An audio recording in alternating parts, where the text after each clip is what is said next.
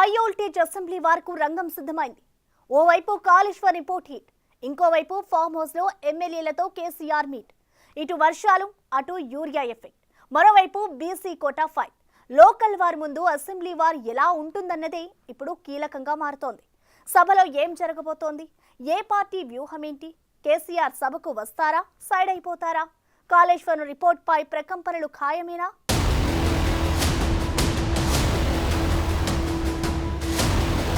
Kaleshwaram heat, BC quota fight.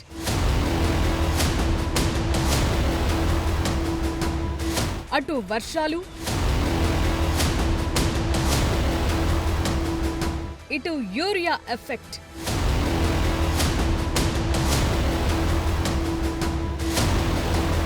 ఈసారి assembly దద్దరిల్లటం ఖాయమే.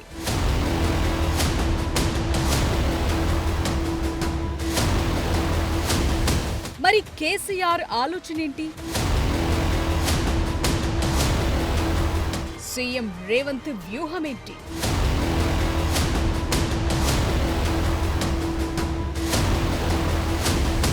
శనివారం నుంచి జరిగే తెలంగాణ అసెంబ్లీ సమావేశాలకు ఈసారి ఓ లెక్కుంది.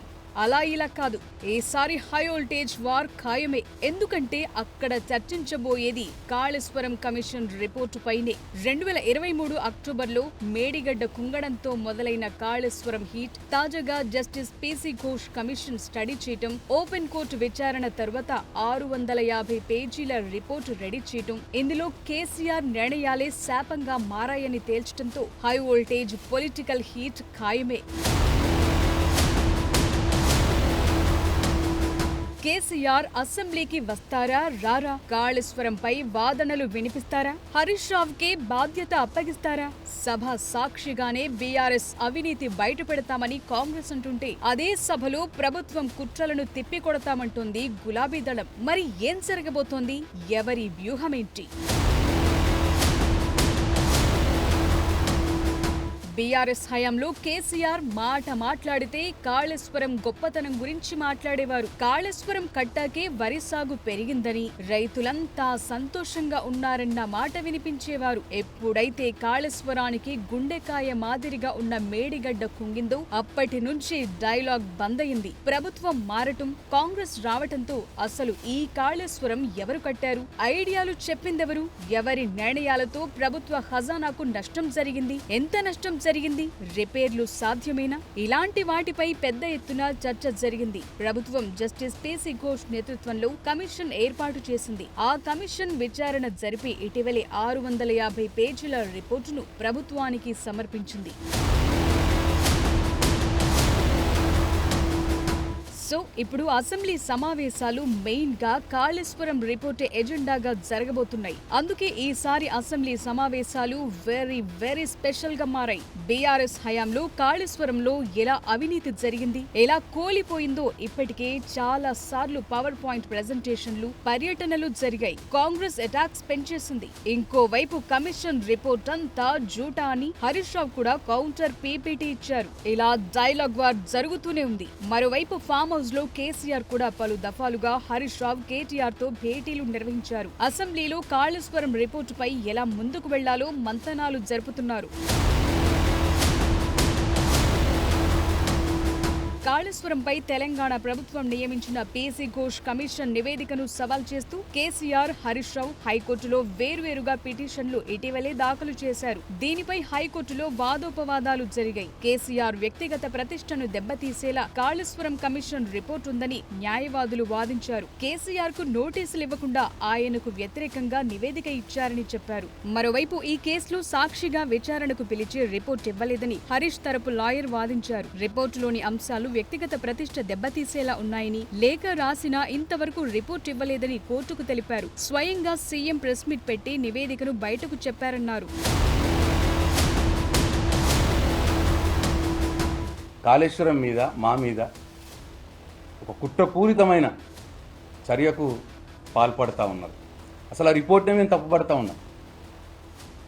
ఆ రిపోర్ట్లో సెక్షన్ 8B 8C ప్రకారం మా వివరణ కోరాల్సి ఉండగా కేసీఆర్ గారిది, హరీష్ రావు గారి వివరణ కోరాల్సి ఉండగా, ఈటల రాజేందర్ గారిది, ఎవరిదైనా సరే, ఇంజనీర్లది, ఎవరిదైనా సరే తప్పు జరిగింది వీళ్ళతో అని వాళ్ళు రిపోర్ట్లో చెప్పినప్పుడు వాళ్ళ వివరణ కోరలేదు.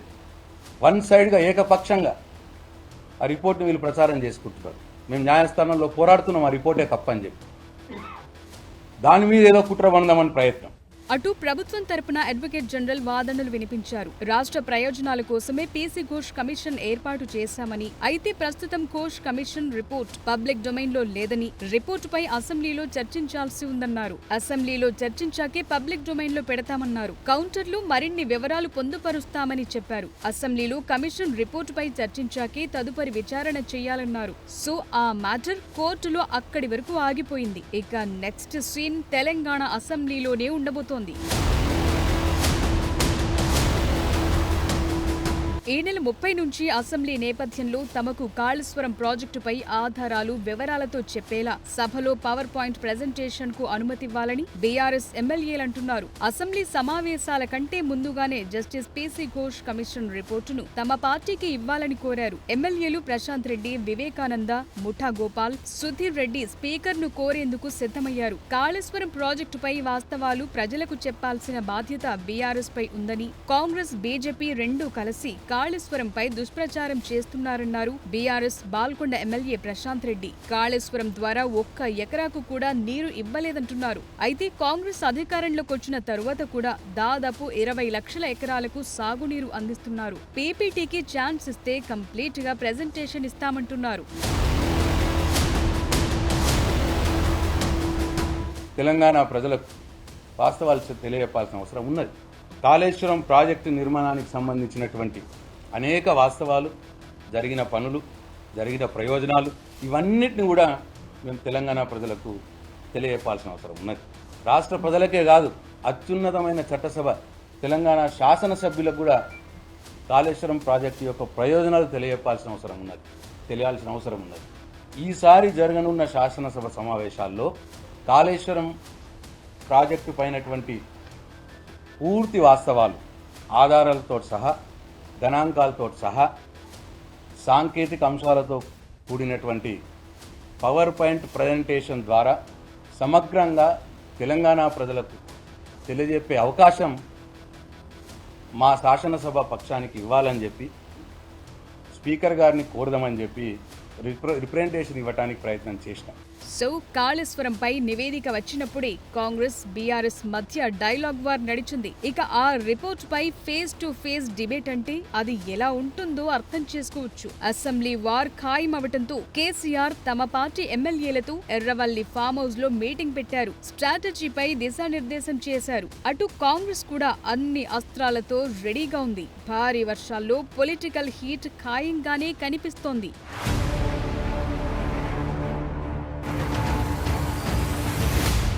బీసీ కోటా విషయంలో ముదిరిన వార్, ఓవైపు లోకల్ ఫైట్ దగ్గర పడుతుండడం, అటు జూబ్లీహిల్స్ బైపోల్ వ్యవహారం, ఇలా అన్ని విషయాలు అసెంబ్లీ సమావేశాల చుట్టూనే తిరగడం ఖాయంగా కనిపిస్తోంది. ప్రభుత్వం కాళేశ్వరం రిపోర్ట్పై గట్టిగా ఉంటే యూరియా కొరతపై బీఆర్ఎస్ పగడ్బందీ వ్యూహాలతో కౌంటర్ చేసేందుకు సిద్ధమవుతోంది. వర్షాలు, వరదలు, సహాయాలపైన వాడివేడిగా చర్చ జరిగే ఛాన్స్ ఉంది. త్వరలో స్థానిక సంస్థల ఎన్నికలు జరగబోతున్నాయి. అటు బీసీ కోటా అఫీషియల్ గా ఫైనలైజ్ అయితే ముందుకెళ్లే ఆలోచనతో ప్రభుత్వం ఉంది. అదే సమయంలో ఢిల్లీ స్థాయిలో న్యాయ నిపుణులతో చర్చలు కూడా జరుపుతున్నారు. మరోవైపు సెప్టెంబర్ 30 లోపు స్థానిక సంస్థల ఎన్నికలు జరపాలని హైకోర్టు ఆర్డర్ ఉంది. అటు బిల్, ఆర్డినెన్స్ తెచ్చినా వాటికి రాష్ట్రపతి ఆమోదం లభించకుండా కేంద్రం అడ్డుకుందని, జీవో ద్వారా కూడా ఇచ్చే ప్రయత్నం చేద్దామన్న ఆలోచనను కాంగ్రెస్ నేతలు చేస్తున్నారు. 50% మించి రిజర్వేషన్ కల్పిస్తూ జీవో ఇచ్చినా కోర్టులో నిలవదని, ఎన్నికలు జాప్యమయ్యే అవకాశం ఉందనుకుంటున్నారు. సో చివరకు 42% రిజర్వేషన్ కల్పిస్తూ జీవో ఇవ్వాలన్న ఆలోచన చేస్తున్నట్లు తెలిసింది. మరోవైపు రేవంత్ ప్రభుత్వం ఇప్పటికే బీసీలను కులగణన, 42% రిజర్వేషన్లు, కమిషన్లు, బిల్లులు, ఆర్డినెన్సులతో మోసం చేసిందని బీఆర్ఎస్ విమర్శిస్తోంది. వీటిపై కాంగ్రెస్ కౌంటర్లు కూడా ఇస్తోంది. మరి పార్టీ పరంగా బీఆర్ఎస్ ఎందుకు నిర్ణయం తీసుకోవట్లేదో చెప్పాలన్న ప్రశ్నలొస్తున్నాయి. కాంగ్రెస్ పార్టీ చేద్దాం అనుకున్నా ఎవరన్నా కోర్టు కేసులు వేసినా కానీ మేమందరం కూడా ఒక నిర్ణయానికి వచ్చినాం 42% రిజర్వేషన్లు లోకల్ బాడీ ఎన్నికలల్లో ఓబీసీలకు ఇస్తాము అని చెప్పి ముందుకు రండి. పోనీ ఆ చిత్తశుద్ధన్న ప్రకటించండి, ఊకే ఆ సొల్లుబొల్లు మాటలు మాట్లాడకుండా. అదైతే మీ పార్టీ నిర్ణయమే కదా, దీనికి రాజ్యాంగ నిపుణులు అవసరం లేదు కదా మీరు మీ పార్టీలో నిర్ణయించుకోవడానికి. మాకంటే మేము ప్రభుత్వంలో ఉన్నాం కాబట్టి మేము ఆర్డినెన్స్ పాస్ చేసినాం కాబట్టి ఈరోజు మా ముఖ్యమంత్రి ప్రత్యేకంగా ఢిల్లీకి పోయి అక్కడ న్యాయవాదులతో మాట్లాడి దీన్ని ఎట్లా అడ్డంకులు లేకుండా చేసుకోవచ్చు, దీన్ని ఏ విధంగా ఇంప్లిమెంట్ చేయొచ్చు అనే దాని మీద చర్చ నడుస్తుంది. మరి మీ పార్టీలు అయితే మీ పార్టీలు సొంతంగా ఇవ్వచ్చు. మరోవైపు భారీ వర్షాలు నష్టాలపైన సభలో వాడివేడి చర్చ జరిగే అవకాశాలున్నాయి. వర్షాలు, పంట నష్టాలు, యూరియా కొరత, వీటిపైనే విపక్షాలు వాయిదా తీర్మానాలిచ్చే ఛాన్స్ ఉంది. అతి భారీ వర్షాలు కురుస్తాయని 72 గంటల ముందే భారత వాతావరణ శాఖ హెచ్చరించినా కాంగ్రెస్ ప్రభుత్వం సకాలంలో స్పందించలేదన్న వాదనను బీఆర్ఎస్ వినిపిస్తోంది. వరదలతో ప్రజలు తీవ్ర ఇబ్బందులు పడి సహాయం కోసం ఆర్తనాదాలు చేసినా కాంగ్రెస్ నాయకులు మాత్రం ప్రజల గోడు పట్టించుకోకుండా తమ ఇళ్లకే పరిమితమయ్యారంటున్నారు. వరద సహాయక చర్యల్లో పూర్తిగా రేవంత్ సర్కార్ విఫలమైందన్న వాదనను బీఆర్ఎస్ వినిపిస్తోంది. ఓవైపు వర్షాలుంటే మరోవైపు సీఎం రేవంత్ మూసి బ్యూటిఫికేషన్ పై సమీక్షించటమేంటని కేటీఆర్ క్వశ్చన్ చేస్తున్నారు. దీన్ని సభలోనూ ప్రస్తావించే అవకాశం ఉంది. పరిస్థితి ఎట్లా ఉంది అంటే రోమ్ నగరం తగలబడుతుంటే ఆ చక్రవర్తి ఎవరో ఒక ఆయన నీరో చక్రవర్తిని ఫిడేలు వాయించుకుంటూ కూర్చున్నాడట. అట్లా రాష్ట్రం వరదల్లో ఉంటే మూసి సుందరీకరణ ముఖ్యమా, లేకపోతే రాష్ట్రానికి ఒలింపిక్స్ అనే డిస్కషన్ ముఖ్యమా, లేకపోతే ప్రస్తుతం పంట నష్టం ఎంత జరిగింది, ఆస్తి నష్టం ఎంత జరిగింది, ప్రాణ నష్టం ఎంత జరిగింది, ఎంతమంది విపత్తుల్లో ఉన్నారు ఇది చూసుడు ముఖ్యమా? అయితే వర్షాలు, వరదలపై ప్రభుత్వం ఎప్పటికప్పుడు అలర్ట్గానే ఉందని సీఎం రేవంత్ స్వయంగా ఏరియల్ సర్వే చేశారన్న విషయాన్ని కాంగ్రెస్ ప్రస్తావిస్తోంది. అటు మెదక్, కామారెడ్డి కలెక్టర్లకు ఎప్పటికప్పుడు దిశానిర్దేశం చేయటం, కామారెడ్డి ఇన్ఛార్జ్ మంత్రి సీతక్క పర్యవేక్షించటం ఇవన్నీ కనిపించట్లేదా అని కాంగ్రెస్ క్వశ్చన్ చేస్తోంది. ఒకే రకమైన సాంకేతిక నైపుణ్యంతో కట్టారు. ఏడిగడ్డైనా, అన్నారమైనా, సుద్దీలైనా వాళ్ళు ఏంటంటే అతి తెలివితేటలతో మామ అల్లుడు ఏమనుకుంటారంటే ఒక ఆయన స్వాతిముత్యం అనుకుంటాడు, ఇంకొక ఆయన ఆనిముత్యం అనుకుంటాడు. మేడిగడ్డ నుంచి ఎత్తితే అన్నారంలో పోయాలి, అన్నారంలో ఎత్తితే సుద్దిలలో పోయాలి, అక్కడ నుంచి ఎత్తితే శ్రీపాదలో కలిగిపోయాలి. ఒకే రకమైన సాంకేతిక నైపుణ్యంతో కట్టారు. అన్నిటికీ దాంట్లో ఉన్న సమస్య ఒకే రకమైన సమస్య. మీకు పుట్టకాయ లాంటి అక్కడి నుంచి మేడిగడ్డ దగ్గర ఎత్తితే ఏడబోయాలి, అన్నారంలే పోయాలి, ఆడెత్తుతే ఏడబోయాలి, శుద్ధిలో పోయాలి, ఆడెత్తుతే ఏడబోయాలి. మూడు ఒకే రకమైన సాంకేతిక నైపుణ్యంతో కట్టారు. వాటికి నాణ్యత లేదనే కదా. మరోవైపు తెలంగాణలో యూరియా కొరతతో పలు చోట్ల రైతులు ఆందోళనలు చేస్తున్నారు. దీనిపై కూడా సభలో చర్చించే అవకాశం ఉంది. బీఆర్ఎస్ గత కొన్ని రోజులుగా మ్యాటర్ను మొత్తం యూరియా చుట్టూనే తిప్పుతోంది. అయితే యూరియా ఆలస్యం అవటం, కొరతకు కారణాలపై రైతులకు ప్రభుత్వం క్లియర్ గా చెప్పింది. అలాగే కేంద్రానికి చాలా సార్లు విన్నవించిన విషయాన్ని రైతుల దృష్టికి తీసుకెళ్లింది. అటు రామగుండం ఎరువుల ఫ్యాక్టరీలో సమస్యతో ఉత్పత్తి ఆగటం, దాన్ని రిపేర్ చేసే విషయంలో ఫోకస్ పెంచడం ఇవన్నీ జరుగుతున్నాయి. మరోవైపు వివిధ పోర్టుల ద్వారా తెలంగాణకు యూరియా చేరుకుంటోంది. ఏపీ, చెన్నై పోర్టులకు 21,860 మెట్రిక్ టన్నుల యూరియా చేరిందని, 38,000 మెట్రిక్ టన్నుల యూరియా సప్లైకి కేంద్రం అంగీకరించడం, ఇలాంటి విషయాలను ప్రభుత్వం సభలో ప్రస్తావించే అవకాశం ఉంది. ఇక స్థానిక సంస్థల ఎన్నికల విషయంలో సెప్టెంబర్ 2న తుది ఓటర్ల జాబితాను విడుదల చేసేందుకు రాష్ట్ర ఈసీ షెడ్యూల్ ఖరారు చేసింది. అయితే బీఆర్ఎస్ మాత్రం ఈ వర్షాల్లో జనం తమను కాపాడుకోవాలా లేదా ఓట్ల జాబితా కోసం పంచాయతీ కార్యాలయాల చుట్టూ తిరగాలా అని ప్రశ్నిస్తోంది. భారీ వర్షాలు, వరదల కారణంగా రాష్ట్రంలో ఏర్పడ్డ పరిస్థితులను దృష్టిలో పెట్టుకుని ఓటర్ల జాబితా రూపకల్పన ప్రక్రియను రీషెడ్యూల్ చేయాలంటున్నారు. అటు ఓటరు జాబితాల తయారీలో ప్రభుత్వం అక్రమాలకు పాల్పడే అవకాశం ఉందని కేటీఆర్ అనుమానం వ్యక్తం చేస్తున్నారు. వీటిపై కాంగ్రెస్ సర్కార్ కౌంటర్ ఇస్తోంది. మరి సభలో ఏం జరుగుతుందన్నది కీలకంగా మారింది.